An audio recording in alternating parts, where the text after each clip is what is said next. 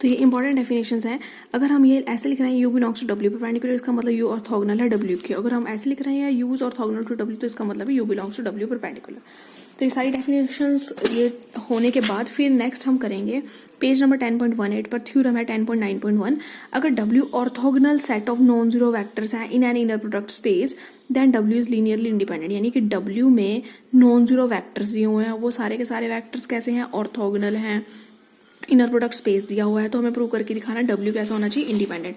सबसे पहले इस थ्योरम के लिए हम W एक सेट लेकर चलेंगे, उस सेट में सारे ऑर्थोगोनल वेक्टर्स हैं और सारे वेक्टर्स नॉन जीरो हैं। तो हमने ये लिया W में हमने एक सेट लेना था जिसमें नॉन जीरो वेक्टर्स लेने थे, तो हमने ये ले लिया U1 U2 up to UN be orthogonal set of non zero vectors in an inner product space V। Inner product space का नाम हम V रखते हैं और ये हमने नॉन जीरो वेक्टर्स ले लिया। अब इसमें क्या क्या चीजें हैं, W कैसा है, W के पास जितने भी ये सारे वेक्टर हैं, ये U1 U2 UN, ये सारे के सारे नॉन जीरो वेक्टर हैं और ये सारे के सारे वेक्टर ऑर्थोगोनल है। ऑर्थोगोनल की भी हमने डेफिनेशन की थी कि हम U को ऑर्थोगोनल टू V कब कहते हैं, अगर U का V के साथ इनर प्रोडक्ट जीरो हो। तो ये सारे वेक्टर कैसे होंगे कि U1 का हम इनर प्रोडक्ट U2 के साथ लें, जीरो होगा, U1 का U3 के साथ इनर प्रोडक्ट जीरो, U1 का UN के साथ inner product zero, similarly U2 का U1 के साथ, U3 के साथ, U4 के साथ, UN के साथ इनर प्रोडक्ट जीरो होगा, यानी कि आपस में एलिमेंट्स का एक दूसरे के साथ इनर प्रोडक्ट जो होगा वो जीरो के इक्वल होगा। तो हम इसको इस तरह से लिखते हैं UI UJ inner product is equal to zero for all IJ कुछ भी हो सकता है 1 2 3 अप टू N हो सकते हैं, मगर ये कंडीशन लिखनी जरूरी है कि I not equal to J, क्योंकि हमें ऑर्थोगोनल वेक्टर्स दिए हुए हैं। ऑर्थोगोनल वेक्टर में हम खुद के साथ इनर प्रोडक्ट नहीं देखते हैं, यानी U1 के साथ इनर प्रोडक्ट नहीं देखते हैं। ऑर्थोगोनल में हम एक वेक्टर का दूसरे वेक्टर के साथ इनर प्रोडक्ट देखेंगे तो वो किसके इक्वल है, जीरो के इक्वल है। यानी अगर हम चाहे लें U1 का U2 के साथ इनर प्रोडक्ट जीरो, कोई U3 है U5 के साथ इनर प्रोडक्ट जीरो, यानी डिफरेंट एलिमेंट्स का जो इनर प्रोडक्ट होगा वो किसके इक्वल होगा, जीरो का। ये हमारे पास स्टेटमेंट में गिवन था।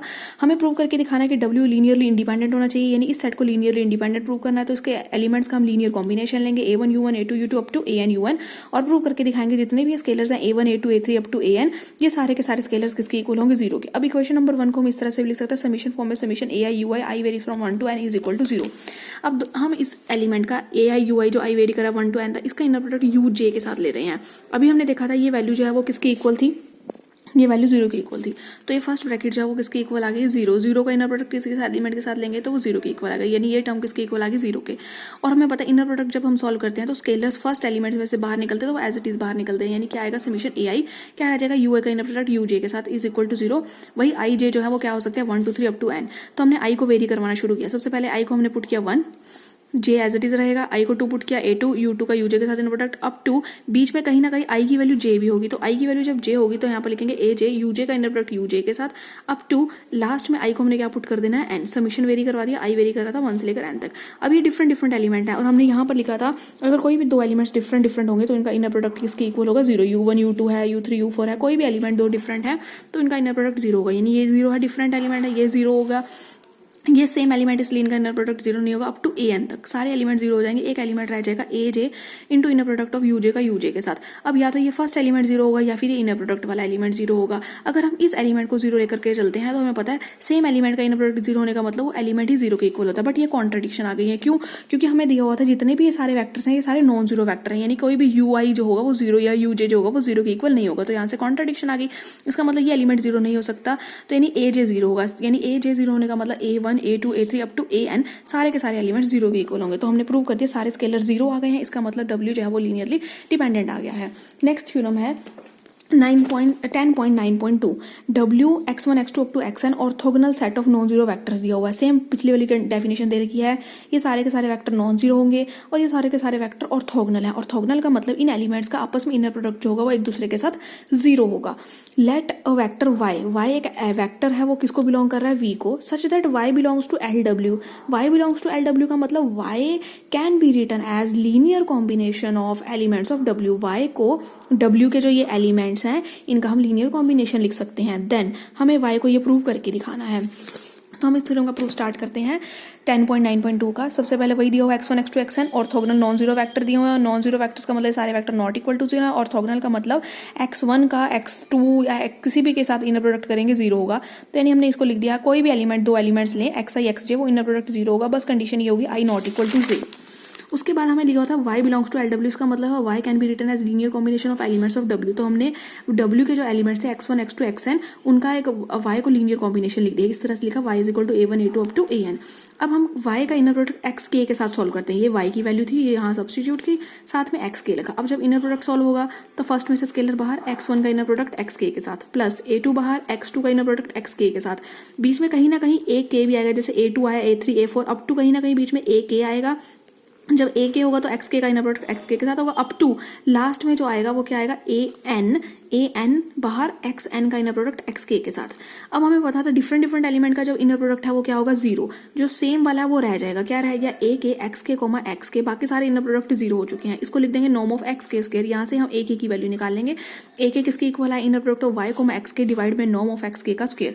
तो अगर ए के लिखा है सिमिलरली हम ए आई भी लिख सकते हैं, के की जगह सिर्फ हमने आई स्क्रिप्ट चेंज कर देना है। अब इक्वेशन नंबर 1 से अगर हम इसको समीशन फॉर्म में लिखे तो क्या बनेगा, y is equal to summation A I X I vary कर रहा है 1 से लेकर n तक। इक्वेशन नंबर 1 को हमने समीशन फॉर्म में लिख दिया। अब यहाँ पर जो ये ए आई की वैल्यू हमने यहाँ सॉल्व की थी, जो हमने फाइंड आउट की थी, वो वैल्यू यहाँ पर सब्स्टिट्यूट कर देंगे। ये ए आई की वैल्यू प्रूव करने के बाद ये हमारा प्रूफ कंप्लीट हो जाता है। हमें यही शो करके दिखाना था that y is equal to summation y comma x i का inner product into xi divide में नॉर्म ऑफ xi का square summation i varies from 1 to n। Next theorem number 10.9.3। 10.9.3 theorem में क्या प्रूव करना है, let W be non empty subset of an inner product space V। W non empty subset दिया हुआ है, prove क्या करना है, W परपेंडिकुलर इज सब स्पेस ऑफ V। वैसे एक तरह से यहाँ पर सबसेट ना देकर ये सब स्पेस है, W सब स्पेस है इनर प्रोडक्ट स्पेस का, हमें W परपेंडिकुलर को भी सब स्पेस प्रूव करके दिखाना है। और हमने जब स्टार्टिंग में चैप्टर्स पढ़े थे सब स्पेस की हमने डेफिनेशन पढ़ी थी कि अगर हमें किसी को भी सब स्पेस प्रूव करना हो, सपोज हमें प्रूव करके दिखाना है W इज अ सब स्पेस ऑफ V, तो हम यहाँ V is a vector space over the field F। अगर हमें प्रूव करना है कि ये सब स्पेस होना चाहिए तो इसके हम दो एलिमेंट्स लेते हैं, U और V बिलोंग्स टू W, और दो एलिमेंट्स फील्ड के लेते हैं A and B belongs to F, और ये शो करके दिखाते हैं कि AU प्लस BV जो है वो किसको बिलोंग करेगा, W को। अगर AU plus BV belongs to W हो जाता है तो W क्या बन जाएगा, सब स्पेस। तो अब हमें W परपेंडिकुलर को सब स्पेस प्रूव करना है। W परपेंडिकुलर को सब स्पेस प्रूव करने के लिए इसके दो एलिमेंट लेंगे, U और V किसको बिलोंग कर रहे हैं, W परपेंडिकुलर को, और ए और बी एलिमेंट कहाँ से लिए हैं, फील्ड में से, एफ में से, और ये प्रूव करके दिखाएंगे कि AU plus BV belongs to W perpendicular. सबसे पहले जब भी हमें ये थ्योरम लगानी होती है तो हमें ये प्रूव करके दिखाना होता है कि W जो भी जिसको भी सब स्पेस प्रूव करना है वो एक सब स्पेस जो है वो नॉन एम्प्टी सब स्पेस है। तो इसमें सबसे पहले हम ये देखेंगे 0, पहले तो W परपेंडिकुलर की हम डेफिनेशन रिकॉल करते हैं। W परपेंडिकुलर में हमने कहा था कोई भी एलिमेंट वो W परपेंडिकुलर में तब आएगा, जो भी एलिमेंट W परपेंडिकुलर में आना चाहता है या वो एलिमेंट इसमें W परपेंडिकुलर में आ सकता है, जो एलिमेंट जो होगा वो ऑर्थोगोनल किसके होना चाहिए, ये परपेंडिकुलर का सिंबल से ध्यान रखते हैं, ऑर्थोगोनल किसके ऑर्थोगोनल होना चाहिए, W के। तो वो एलिमेंट जो ऑर्थोगोनल किसके होगा, W के, यानी U belongs to V such that U का इनर प्रोडक्ट W के हर एक एलिमेंट के साथ 0 होगा, W belongs to W। U का इनर प्रोडक्ट W का साथ 0 होगा for all W belongs to W। तो सबसे पहले हमें पता है कि हम 0 का इनर प्रोडक्ट, 0 का अगर हम इनर प्रोडक्ट किसी भी W के एलिमेंट के साथ लें तो 0 का इनर प्रोडक्ट 0 के इक्वल होगा। यानी इसका मतलब क्या हुआ, ये जो 0 एलिमेंट था ये किसके साथ चला गया, W परपेंडिकुलर में। हम ऐसे लिखते हैं ना U comma W belongs to 0 for all W belongs to W, तो इसका मतलब होता है U belongs to W perpendicular. अब क्या हो रहा है, 0 का इनर प्रोडक्ट W के हर एक एलिमेंट के साथ 0 है, इसलिए W जो है वो W परपेंडिकुलर में चला गया। इसका मतलब होगा W परपेंडिकुलर नॉन एम्प्टी हो गया, इसमें कोई ना कोई एलिमेंट बिलोंग कर गया है। अब हम जो डेफिनेशन है वो लगाएंगे कि दो एलिमेंट्स हमने W परपेंडिकुलर में से लिए, दो एलिमेंट फील्ड में से लिए, और हम प्रूव करेंगे AU plus BV belongs to W perpendicular. सबसे पहले U W परपेंडिकुलर में, इसका मतलब U is orthogonal to W, इसका मतलब U का इनर प्रोडक्ट W के हर एक एलिमेंट के साथ 0 होगा। तो हमने लिखा U का इनर प्रोडक्ट W के साथ 0 होगा for all W belongs to W। Similarly V का इनर प्रोडक्ट W के हर एक एलिमेंट के साथ 0 होगा, V कॉमा W का inner product 0 for all W belongs to W। Show क्या करना है, AU plus BV belongs to W perpendicular. इसके लिए हम प्रूव करके दिखाएंगे कि AU प्लस BV का इनर प्रोडक्ट W के हर एक एलिमेंट के साथ 0 होगा। तो हमने AU प्लस BV का इनर प्रोडक्ट W के किसी एक एलिमेंट के साथ लिया। सबसे पहले इनर प्रोडक्ट की डेफिनेशन लगाई, A बाहर U का इनर प्रोडक्ट W के साथ प्लस B बाहर V का इनर प्रोडक्ट W के साथ, और ये हमने देखा था U W ये भी 0 था इनर प्रोडक्ट, और V W ये इनर प्रोडक्ट भी 0 था, तो ये 0 के इक्वल आया। इसका मतलब AU प्लस BV का इनर प्रोडक्ट W के हर एक एलिमेंट के साथ 0 हो रहा है, इसलिए AU plus BV belongs to W perpendicular. तो W परपेंडिकुलर क्या बन गया है, सब स्पेस। ऐसे ही नेक्स्ट जो डेफिनेशन आ जाती है वो W डबल परपेंडिकुलर की, यानी ऑर्थोगोनल कॉम्प्लीमेंट। W परपेंडिकुलर का मतलब होता है orthogonal complement, W double perpendicular का मतलब होता है orthogonal complement of orthogonal complement. यानी कि इसको ऐसे लिखेंगे W परपेंडिकुलर और ये परपेंडिकुलर, एक जब परपेंडिकुलर डाल देते तो हम लोग कहते हैं ऑर्थोगोनल कॉम्प्लीमेंट ऑफ W। अब इसका मतलब क्या होगा, orthogonal complement of orthogonal complement W perpendicular. तो जैसे ये डेफिनेशन है हमारे पास, ये अगर हम W परपेंडिकुलर की डेफिनेशन करें, W डबल परपेंडिकुलर की, W ट्रिपल परपेंडिकुलर की, अगर हम ये तीन डेफिनेशन करें तो W परपेंडिकुलर में हम कहते हैं कोई भी element U belongs to V such that U is orthogonal to W। U किसके ऑर्थोगोनल होना चाहिए, W के। यहाँ पर लिखेंगे U belongs to V such that U is orthogonal to, इसमें आएगा W परपेंडिकुलर, जैसे उसमें आया था ऑर्थोगोनल किसके होगा, W के, इसमें आएगा W परपेंडिकुलर के।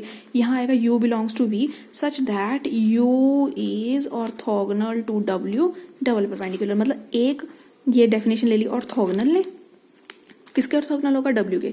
फिर से ये ऑर्थोगोनल आ गया, किसके ऑर्थोगोनल होगा, W परपेंडिकुलर के। एक परपेंडिकुलर यहाँ पर भी रख दिया, U इज ऑर्थोगोनल परपेंडिकुलर, किसके परपेंडिकुलर होना चाहिए, W डबल परपेंडिकुलर के। तो हम वही ये डेफिनेशन, हम जो नेक्स्ट डेफिनेशन है वो यही करेंगे, W डबल परपेंडिकुलर की डेफिनेशन।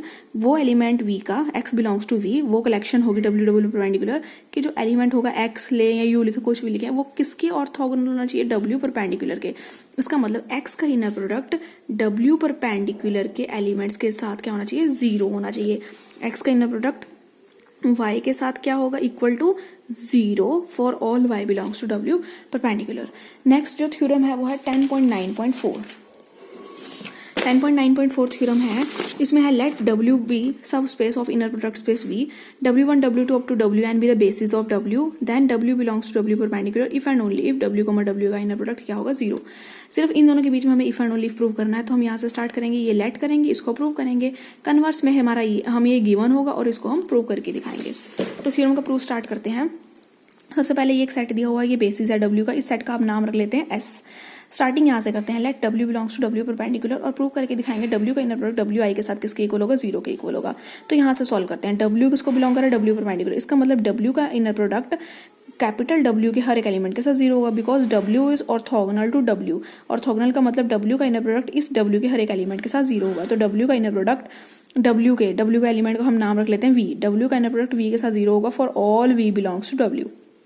अब ये जो एलिमेंट्स हैं WI, ये सारे W1 W2 WN, ये बेसिस किसके हैं, W के, यानी ये सेट इसमें कंटेंट है, यानी ये WIs भी बिलोंग करेंगे W को, that means WI belongs to W। अब जहां पर हमने कहा था कि ये V बिलोंग्स टू W था, तो ये इनर प्रोडक्ट 0 हो गया था। अब V की जगह हम क्या रख देंगे, WI, क्योंकि जो भी एलिमेंट W में होगा वो ये कंडीशन को सेटिस्फाई करेगा। अब WI भी तो W को बिलोंग कर रहा है, तो वो भी इस कंडीशन को सेटिस्फाई करेगा, मतलब W का इनर प्रोडक्ट WI के साथ क्या हो जाएगा, 0 फॉर ऑल I वेरी कर रहा है 1 to N। तो हमें ये प्रूव करना था कन्वर्स में, इसमें हमें ये प्रूव करना था W का इनर प्रोडक्ट WI के साथ क्या होना चाहिए, 0। कन्वर्स में अब हमारे पास ये पार्ट गिवन है कि W का इनर प्रोडक्ट WI के साथ 0 है, हमें प्रूव करके दिखाना है W किसको बिलोंग करेगा, W परपेंडिकुलर को। सबसे पहले W को W परपेंडिकुलर में शो करने के लिए हमें ये प्रूव करना होगा W is orthogonal to W। इसका मतलब हमें प्रूव करके दिखाना होगा W का इनर प्रोडक्ट इस कैपिटल W के एलिमेंट के साथ क्या होना चाहिए, 0। तो हमें प्रूव करना है W का इनर प्रोडक्ट V के साथ क्या होगा, 0 for all V belongs to W। अब हम यहाँ से कोई एक एलिमेंट लेकर चलेंगे, W का एक एलिमेंट V लेकर के चलेंगे और ये प्रूव करके दिखाएंगे कि W का इनर प्रोडक्ट V के साथ क्या है, 0। तो W का एक एलिमेंट ले लिया हमने V, let V belongs to W, और S बेसिस दिया हुआ है W का। बेसिस का मतलब होगा कि अगर हम कोई भी W का एलिमेंट लें तो वो इन एलिमेंट्स का क्या होगा, लीनियर कॉम्बिनेशन। तो यानी W का एलिमेंट है V, वो इन एलिमेंट्स का लीनियर कॉम्बिनेशन होगा। V can be written as linear combination of elements of S। तो हमने एक लीनियर कॉम्बिनेशन लिखा। अब हमें प्रूव करना था W का इनर प्रोडक्ट V के साथ 0 होना चाहिए, W को एज इट इज रखा, यहाँ पर V की वैल्यू सब्स्टिट्यूट कर दी। जब हम इनर प्रोडक्ट सेकंड एलिमेंट में से स्केलर बाहर निकालते तो उसके कॉन्जुगेट बाहर निकलता है, A1 बाहर W का इनर प्रोडक्ट W1 के साथ, प्लस A2 बाहर W का इनर प्रोडक्ट W2 के साथ, एंड सो ऑन। और ये हमें पता है W का इनर प्रोडक्ट स्टेटमेंट में गिवन है कि W का इनर प्रोडक्ट W1 के साथ लें, चाहे W2 के साथ लें, चाहे WN के साथ लें, वो इनर प्रोडक्ट किसके इक्वल होगा, 0 के इक्वल होगा। तो ये सारी टर्म्स 0 की इक्वल हो जाती हैं।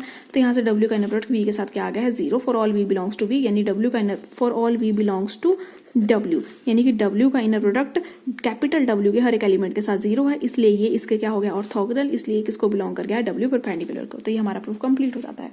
नेक्स्ट है एग्जाम्पल नंबर 13। एग्जाम्पल नंबर 13 में हमारे पास U1 U2 U3 तीन वैक्टर दिए हुए हैं C3 में से। हमें फाइंड आउट करना है नॉर्म ऑफ UI का मतलब है U1 U2 U3 की नॉर्म फाइंड आउट करनी है। तो सबसे पहले नॉर्म का फॉर्मूला लिखेंगे। हमारे पास हमने C3 के लिए, अगर C3 का मतलब होगा, अगर उसमें U दो एलिमेंट्स ले लेते हैं, A is equal to A1, U is equal to A1 A2 A3 और V ले लेते हैं B1 B2 B3, तो इसमें U कोमा V का जो इनर प्रोडक्ट होता है वो इस तरह से लिखते हैं A1 B1 बार। एग्जाम्पल नंबर 1 में दिया हुआ है CN के ऊपर, तो हम सेम वहीं से लेंगे ये।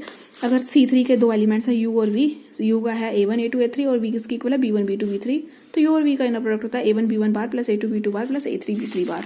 तो हमें सिमिलरली इस एग्जाम्पल में U1 दिया हुआ है, U1 दिया हुआ 1 2 आयोटा एंड आयोटा, हमें ये दिया हुआ है, हमें U1 का नॉर्म निकालना है। नॉर्म का फॉर्मूला होता है U1 का U1 के साथ inner product whole under the root. तो और हमने देखा अभी इनर प्रोडक्ट कैसे सॉल्व करते हैं, फर्स्ट एलिमेंट और सेकंड एलिमेंट, जैसे U1 का U2 के साथ लेना हो, जैसे U1 का हमने U2 के साथ, U का V के साथ लिया, फर्स्ट वाले का first element as it is, second के ऊपर बार लग जाता है। तो अब यहाँ पर तो दोनों ही एलिमेंट सेम है, U1 का U1 के साथ इनर प्रोडक्ट लेना है, तो फर्स्ट 1, सेकंड इसके जब फिर 1 लिखेंगे उसके ऊपर बार आ जाएगा, 1 के कॉन्जुगेट 1 होता है, फिर नेक्स्ट 2 आयोटा, फिर अगली बार फिर इसका कॉन्जुगेट लेना है तो आएगा -2 आयोटा, प्लस थर्ड एलिमेंट लेंगे आयोटा, फिर सेकंड के ऊपर कॉन्जुगेट लग जाएगा तो माइनस आयोटा, इनको सॉल्व कर लेंगे। सिमिलरली U2 का नॉर्म निकालना है तो U2 का U2 के साथ इनर प्रोडक्ट हो जाएगा। अब U2 दिया हुआ स्टेटमेंट में 0 1 प्लस आयोटा कोमा 1, 0 का 0 के साथ प्रोडक्ट 1 प्लस आयोटा और इसका कॉन्जुगेट वो 1 माइनस आयोटा, फिर प्लस में 1, फिर इसका कॉन्जुगेट वो 1 आ जाएगा, इसको सॉल्व कर लेंगे। सिमिलरली U3 को सॉल्व कर लेंगे।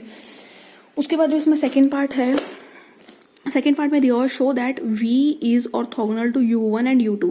V ऑर्थोगोनल होना चाहिए U1 किसका मतलब है V का इनर प्रोडक्ट U1 के साथ निकालना है, उसको 0 प्रूव करना है, V का इनर प्रोडक्ट U2 के साथ निकालना है और उसको 0 प्रूव करके दिखाना है।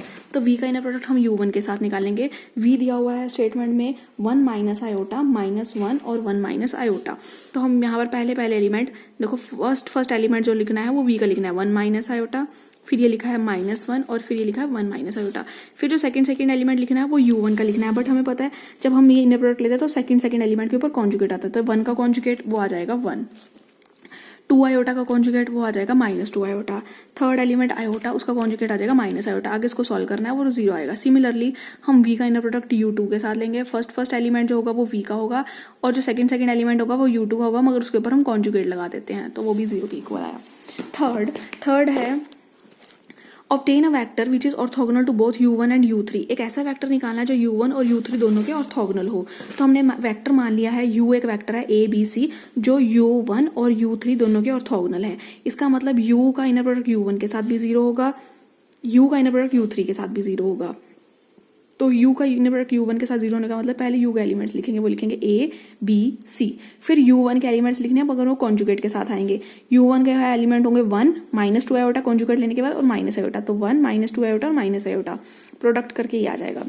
सिमिलरली U का इनर प्रोडक्ट U3 के साथ भी 0 होगा, तो फर्स्ट एलिमेंट होगा U का A B C, सेकंड जो एलिमेंट होगा वो U3 का होगा और हमें स्टेटमेंट में U3 दिया हुआ है, U3 है 2 1 माइनस आयोटा और आयोटा, तो सेकंड एलिमेंट ये लिखेंगे 2, इसका कॉन्जुगेट 1 प्लस आयोटा और इसका कॉन्जुगेट माइनस आयोटा। इसको सॉल्व करके एक इक्वेशन ये आ गई है, एक इक्वेशन ये आ गई है।